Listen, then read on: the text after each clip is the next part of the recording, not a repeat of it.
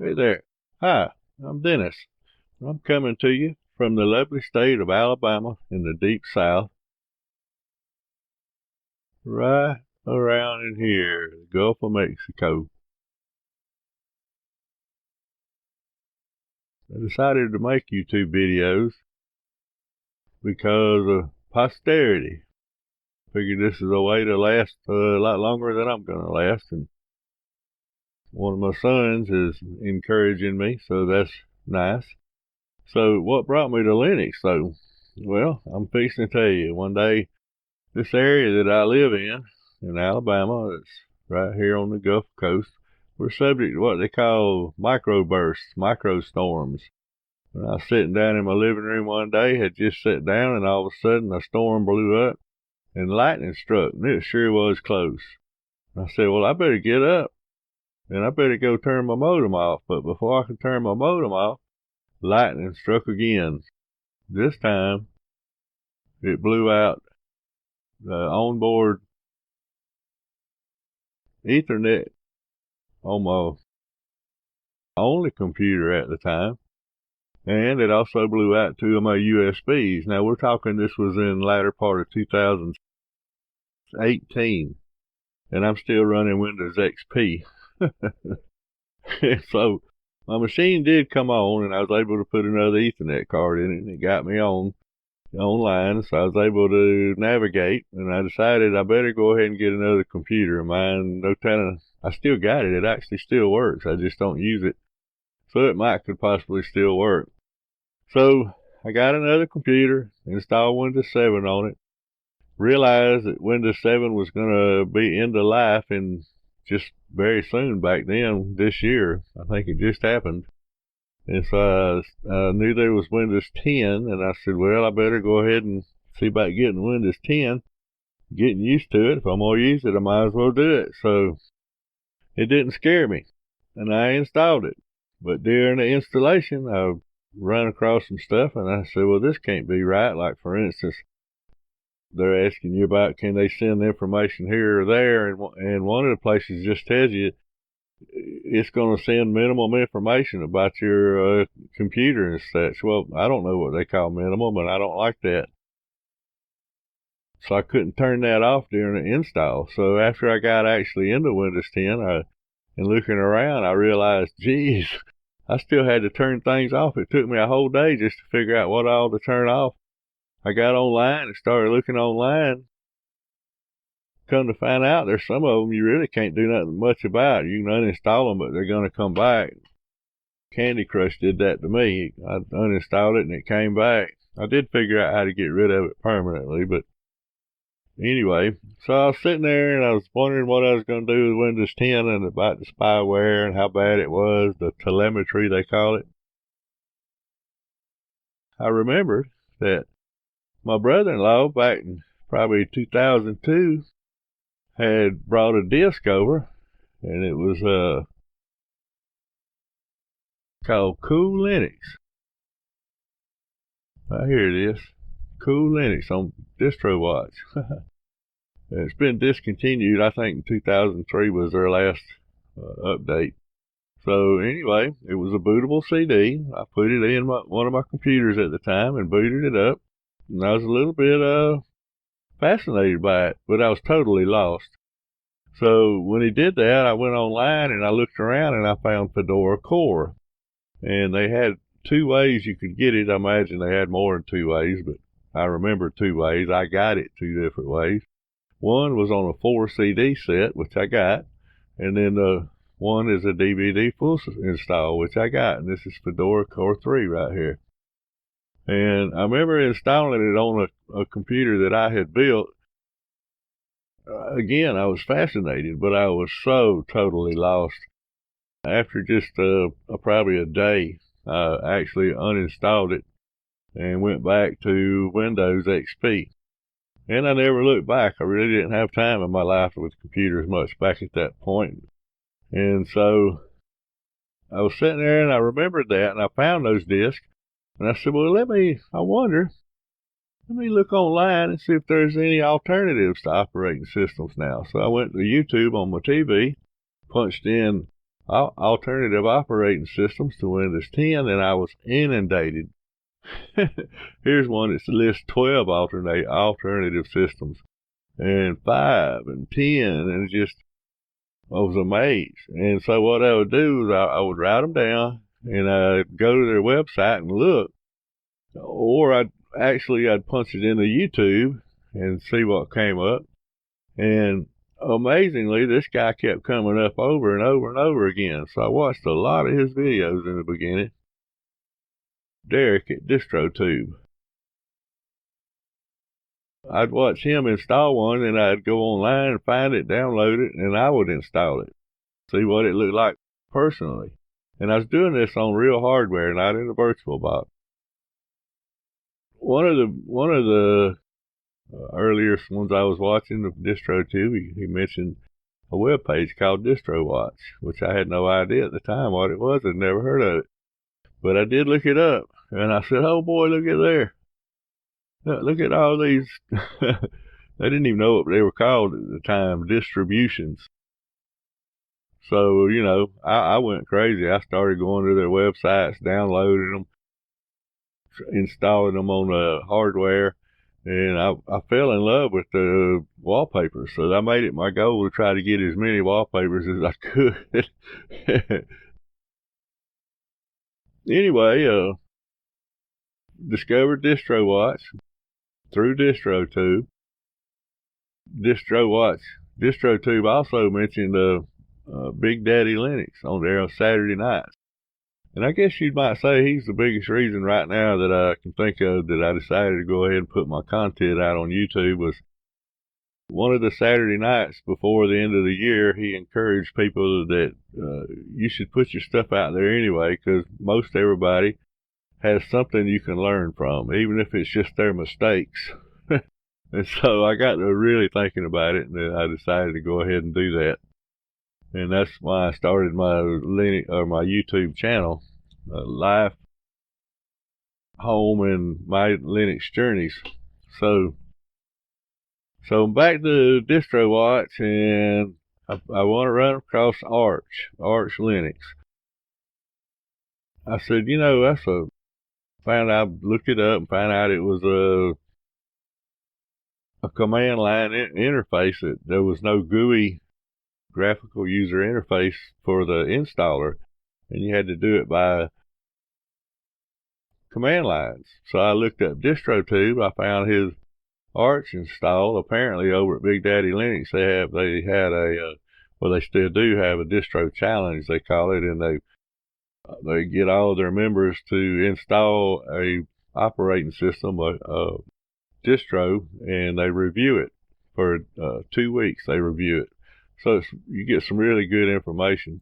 And so anyway, on one of his, he said he could walk me through the Arch installation, and I had a laptop, and I said, I'm going to follow him. So I followed him, took notes, and paused it, and backed it up, and did what I had to do. And that night, when I went to bed, I had a full Arch-based installation on my computer, but I had no laptop.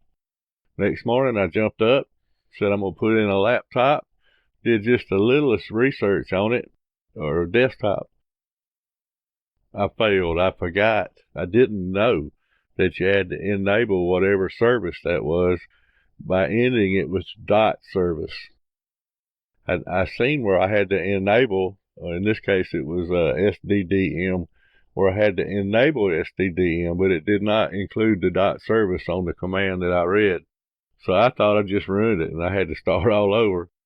But I know now I could easily fix that, but I didn't know at the time. So that started a small frustration on my part. I'd get it installed, and then I would lose it on the desktop.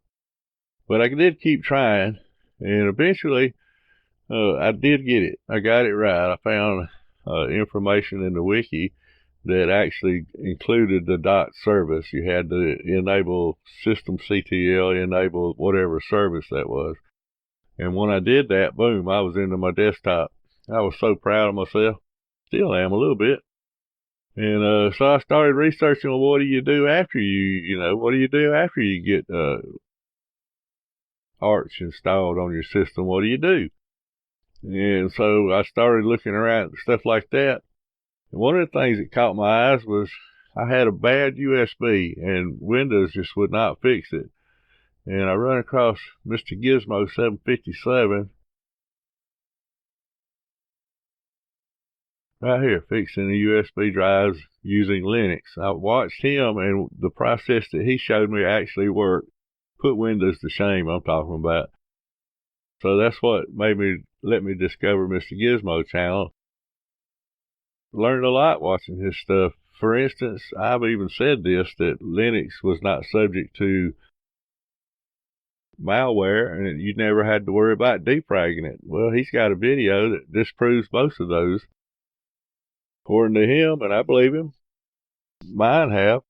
They have a pre-installed way to actually defrag. So if it wasn't important, why would they include it in their installations? So anyway, I would recommend Mr. Gizmo to anybody new to Linux or wanting to learn more about Linux. And also Luke Smith over here. I learned some stuff off of him about Pac-Man and how he sets up his system. He's way over my head, young guy, full of knowledge. If you're the kind of guy that's got a bunch of knowledge, or a person that's got a lot of knowledge, you'll enjoy listening to him. But I learned quite a bit listening to him. So my journey ended up taking me on YouTube to a channel called Eznix. I can't say enough good things about Eznix. First of all, the guy has been doing this for years now. He's explored probably, I think I heard him say everything but Gentoo, although he does Gentoo flavors or distributions. But you can see, I mean, that's not all of his videos. Just if you just name, let's see, I'm going to name, let's see, Slackware. That's kind of an odd one. Slackware. Bet you he's got videos on it. Boom, there it is, how to install and set up Slackware. Do another one here, let's see, I don't know, make an easy one, Debian.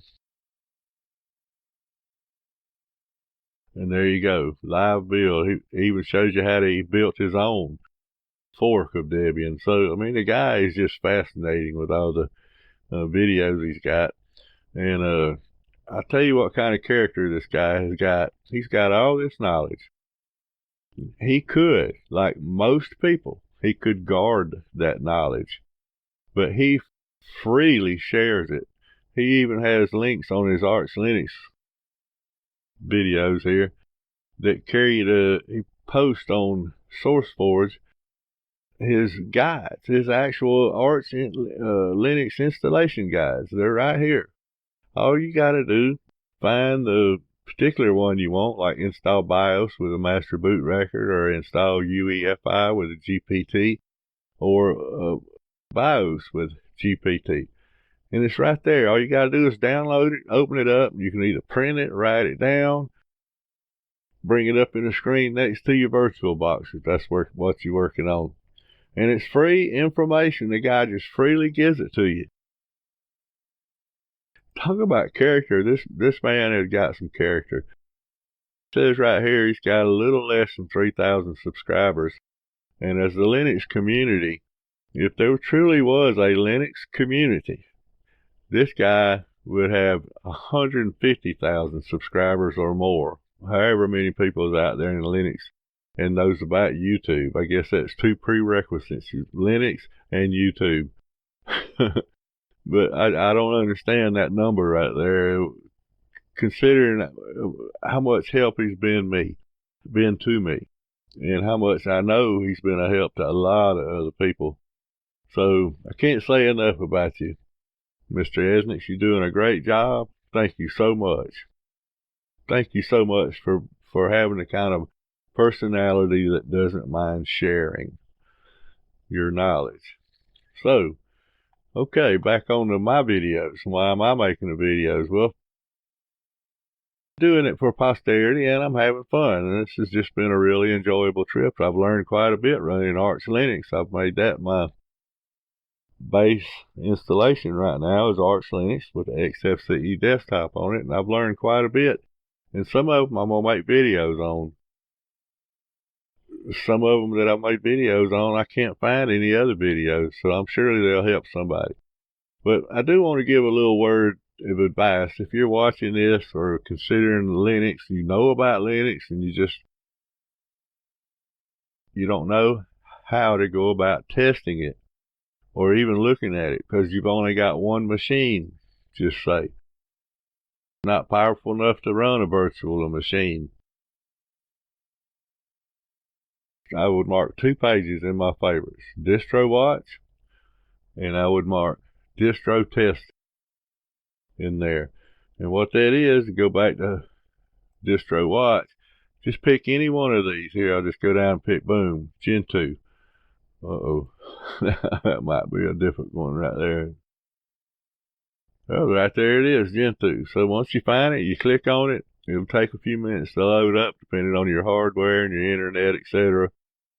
But as soon as it does, you'll have an inside view of that desktop without having to download it, put it on a disk, and boot to it. It'll do all that for you, basically, in their virtual web world.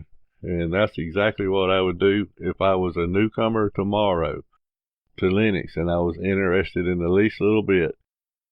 And somebody had told me I would have done this to start with myself. I still have actually used this a couple times just to see, first of all, if it worked, and second of all, how one of the distributions looked in it. That's me. That's me, Dennis, and I'm glad to meet you. Thanks for dropping in, and I hope to see you around in some more videos. Thank you very much. Bye.